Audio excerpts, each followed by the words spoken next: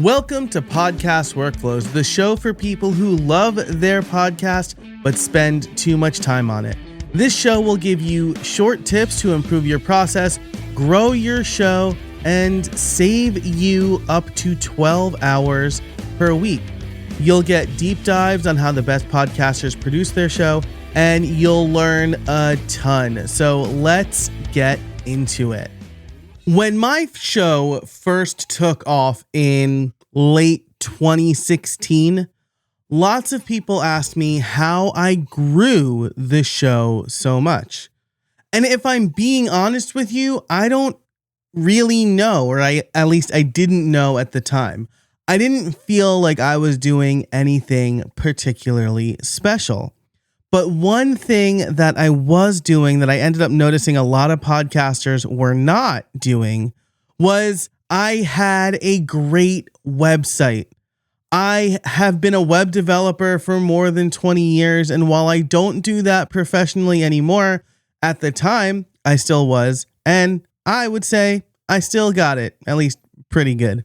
So when I launched my podcast, then called How I Built It, I was very keen to make sure it had a great website, a website with the episode embed, a good description, artwork, subscribe buttons, an easy way for people to support me or join my newsletter or just easily search for episodes.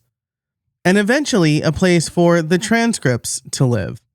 And I still fully believe today that you need a good website for your podcast, maybe more than ever. I often talk about why podcasting is so hard to grow, and part of it is a discoverability issue. There's no place like YouTube for podcasts, and while YouTube is getting into podcasts, when you need to watch a video, you know to go to YouTube. When you need to or want to listen to a podcast, there's no one place to go. If you have an iPhone, maybe you go to Apple Podcasts. If you have an Android phone, maybe you go to Spotify. I have a local podcast where most people listen in the browser, on the website. There are third-party apps like Overcast. And so it makes finding podcasts harder. But if you optimize your title and description to be found by Google on a website you control, then you can point people in the right direction to listen to your show or any other show you want, or any other episode, I should say, that you want them to listen to in whatever app they prefer to listen in. So today I want to talk about the things that your podcast website should have. And then I'm going to tell you about a wonderful service for building websites called podcastpage.io. This episode is brought to you by podcastpage.io. And I do have a video walkthrough over on my YouTube channel that I will link in the description for this episode. So first, let's talk about the things that you need on your podcast's website. I mean, first, just shows artwork, name, and description. You want to know what you want people to know what they're going to get when they get to your website. You also want an easy way to subscribe, the subscribe buttons across all the places where you can subscribe. Now, there is a service called episodes.fm that will kind of curate these for you, but having these buttons on your website more than once, top of the page, bottom of the page, modal, something in the top navigation, so that people know that they don't need to be on this website to listen to your show. So subscribe buttons are a must. I would say mailing list sign up form is really important. You want to get your audience to join your community and be in your orbit, and a mailing list is the best place to do that. A playlist or easy way to listen to multiple episodes, your headshot and bio, a contact information page, and any other information that you think would be helpful for your podcast. So those are, I think, the things you absolutely need to have for a podcast website. And I'll tell you, I will link to the demo site I set up over on podcastpage.io so that you can kind of see what it looks like with real information. But in a very short amount of time, I was able to put together a nice looking website that had everything I talked about. Now, I actually, as far as like a mailing list sign up goes, I don't have that, but they do have integrations and forms. And so you can integrate with a number of services like HubSpot. If you have the higher plan, you can integrate with Zapier. And they have direct integration with ConvertKit. So that's the one I use. They have ConvertKit, MailChimp, and Zapier and HubSpot. So mailing list issue solved. So what are the things that I really like about Podcast Page? First of all, I mean, I want to be like radically transparent here because they are a sponsor and I am a web developer. But I have WordPress has been my weapon of choice for a long time.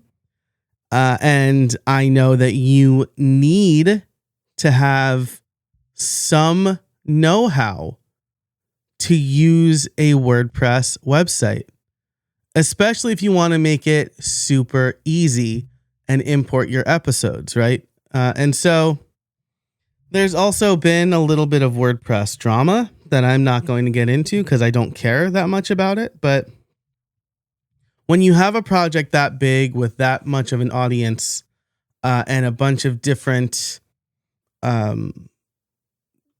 stakeholders will say that they're trying to please, it could be very hard to get something up and running easily. And when I was in the WordPress space, I would say the opposite all the time.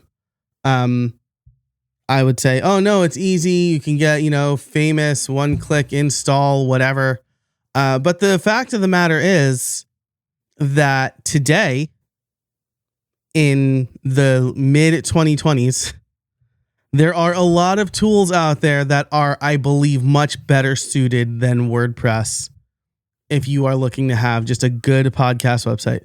If you have like a whole media experience or you know how to program like I do, and you don't mind putting some time into programming, fine, right? WordPress or some other tool might be good for you. But if you are looking for easy and intuitive for your podcast specifically, I don't believe WordPress is that. Case in point, my main show, or I guess my bigger show, I'll say, the Streamlined Solopreneur, has a fantastic experience. It's a WordPress site, but it has custom code, and my VA goes in every week, every episode. She schedules multiple episodes at once, but she'll go in for each episode and create a new post with a template that I created for that. If you're not familiar with WordPress, or you're not a programmer, or you don't have a VA, that is a ton of work. And if we look at this podcast workflows, I no longer have the time or the bandwidth or the wherewithal to custom code something for this podcast. So if you go to podcast workflows, I'm using an import tool, but I kind of super hate it.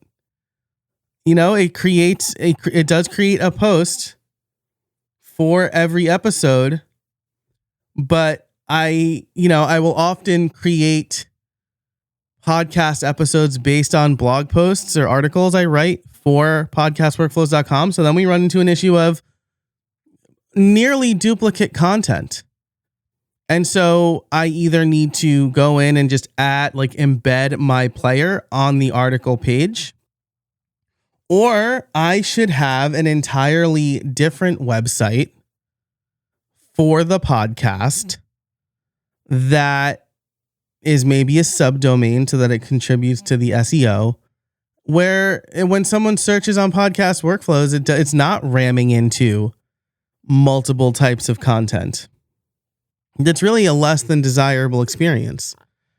And if you're starting from scratch and you're thinking, well, now I need to buy hosting and find the right plugin and the theme, I really think that podcast page, after using it, I got a free account. And shout out to the podcast page team, right? I was able to get up and running quickly, and I'm really impressed with what I saw. So I think I spent too much time explaining, pleading my case for this, but I want to make it clear that as someone who has over 2 decades of web development experience in 2024, making a great podcast website no longer requires development know-how, or it no longer requires hiring a developer. So, what are some of the features of podcastpage.io that I really like? Number 1 is easy import. I mean, this has been the bane of my existence for this show is how do I want to handle importing episodes to a website that has similar articles? How do I create a good experience when the main goal of this site is really for written content? And again, I haven't been happy with any of the solutions I have found. I have a solution that works okay. But with Podcast Page, it's easy import. It will import your episodes, but if you have reviews, it'll also import those, and it will import the subscribe icons. So again, something that I've had to do in the past is this is a legitimately good plugin called Podcast Subscribe Buttons, but I have to set those up, right? I have to paste the links in. And if I want different types of buttons, I need to create another set of buttons. It's really nice that they automatically import subscribe icons. It's super, super cool. Then they present you with a theme. So you don't need to go hunting for a theme that looks good. They put a bunch in front of you. There's also an intuitive customizer, where you can choose color schemes, fonts, padding if you want. And you can really apply your branding and logos and imagery to the pre-made theme or template. They also have a really nice page builder. So something that I know a lot of people struggle with in I'm not just going to pick on WordPress here, in other website tools and this was something that really impressed me about Podcast Page, is that a page builder is you're creating layouts and you're adding features and different types of content. And a blog is someplace where you just want to write, and you might want access to those layouts or features, but you're primarily writing. And it feels like if one is built primarily for building pages, you're fighting the interface to write, and if it's built primarily for writing, then you're fighting the interface to build layouts. On podcastpage.io, the solution is 2 different experiences. And so you have these things called custom widgets across the entire site. So for latest episode or playlist, or they also do, I haven't mentioned this yet, I was going to mention it later, but you can sync YouTube channels. So if you have a YouTube channel, you can add it and it'll pull in your YouTube videos so that each of those has an individual page on your website, which is also extremely cool because I mean, first of all, the line between podcast and YouTube is blurring, but also if you're creating content, this could be a one-stop shop for all of it because they also have a blog, right? So you have these custom widgets. So if you want a video playlist or something like that, you can add them on the page layouts, or you can add them in the blog. And it's a pretty intuitive interface either way. One is focused on writing, one is focused on layouts. I love that. It's crazy that I haven't seen that in other places. Like the last time I used Squarespace's blog, I hated it, right? So it was like refreshing. Maybe other tools do that, but not tools I've used, right? I'll write on Medium or Substack, and they are focused fully on the writing process, which is what they're there for, right? With WordPress, it's like the block editor is trying to have it both ways, and I have frustrations with that too. So really cool. Didn't expect to talk this much about that experience, but as someone who's been around the block, no pun intended, pretty impressive stuff I'm seeing here. So let's see, what do we talk about? Easy import, customization, and the page builder. I already mentioned that it will import reviews, which is great because, first of all, in Apple, reviews are regional. So like if someone from Australia leaves a review on my podcast, I'm not going to see that in my version of Apple Podcasts. So it's nice to have a social proof page. They also have a form just to leave feedback or reviews and make it really easy to leave reviews no matter where someone listens, which is nice because that's another killer call to action. That's like, hey, leave us a review on Apple Podcasts or wherever you listen to podcasts, right? Now you can just say, hey, go to, my podcast page, website, whatever the URL is going to be, /feedback, fill out the form or click the button, right? But it's a single place. And I've talked about this a lot in previous episodes that you want to make getting feedback and reviews as easy as possible. I mentioned the YouTube sync, or the sync YouTube channels. They have a blog. You can add participants, which is really nice. And they have an intake form. So that's really cool. And then the other thing that they do that is just it's a lot of work if you're going to do it on your own. I think that it's memberships. I'll just say that explicitly. I think there are people who are like, oh yeah, you just click a few buttons and set up the membership site and you're good to go. You're not good to go. Setting up a membership site is hard. It's hard. You need to test everything. You need to make sure your payment gateway is working. You need to connect a payment gateway. You need to make sure that your member stuff isn't publicly accessible. You need to think through the user experience a lot. It's not just putting a page on your website. It's when they sign up, how are they going to get access to their benefits? When they churn, how are they going to lose access, right, to those benefits? What if there are different membership levels? How do we make sure that people paying the lower price can't access the higher level benefits? There's a lot of testing that goes on. It's not just turn on a thing and now you have memberships. But podcastpage.io does have memberships built in. You have the ability to create multiple tiers. And then you have the ability to associate multiple podcasts with a podcast website and associate one of those podcasts as a members only podcast. So, you can manually add a podcast or just by RSS feed. So the way I would do this, if I were to roll out a members version of this show, is spin it up on Transistor. Add the create myself as a member, so I get my own private URL from Transistor, and then add that as a podcast on Podcast Page, and then it'll import the episodes and they'll only be available for members only. So I think that's really neat, right? Not to mention it would save me some money, because then I wouldn't need to like pay for the members only part of Transistor. But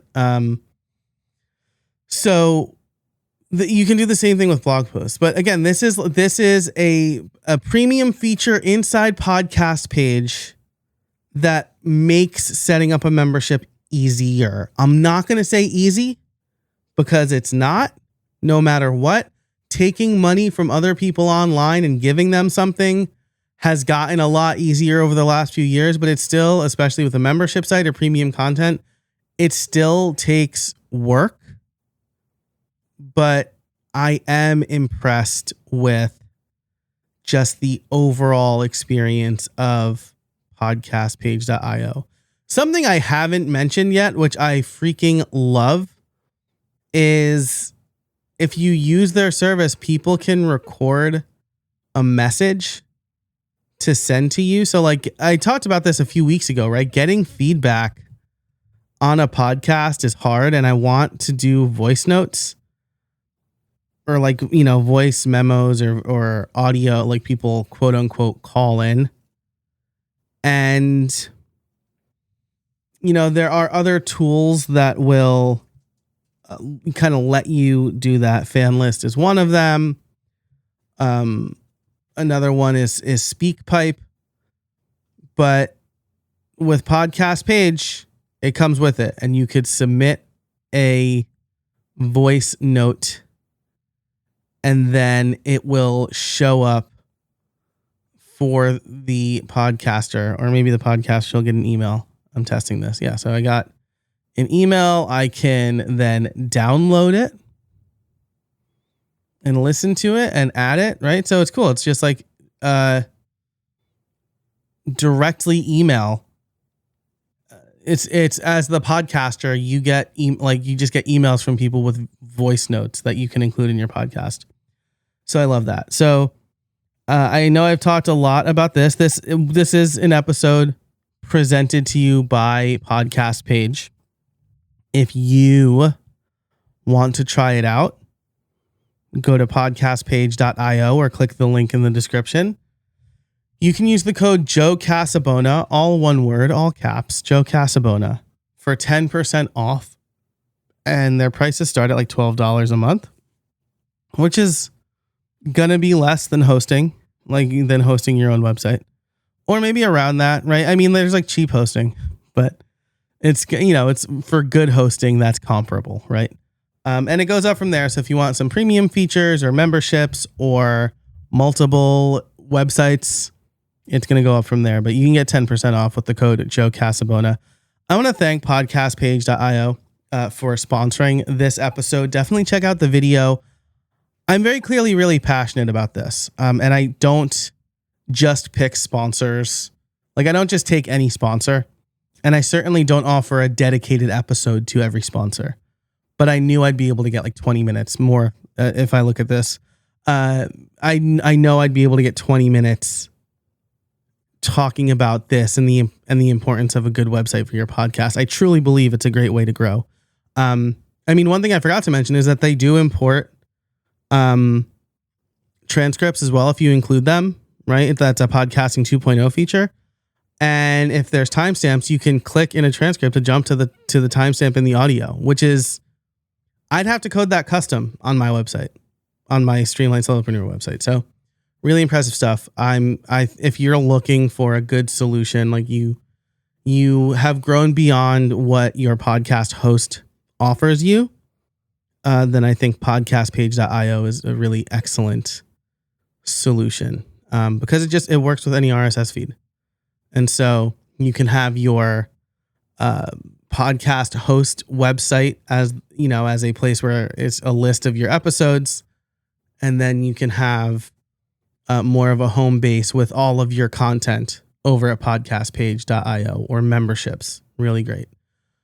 That's it for this episode. Thanks so much for listening. Thanks to Podcast Page again for sponsoring. If you have any questions or you want to leave me feedback, you can go to podcastworkflows.com/feedback.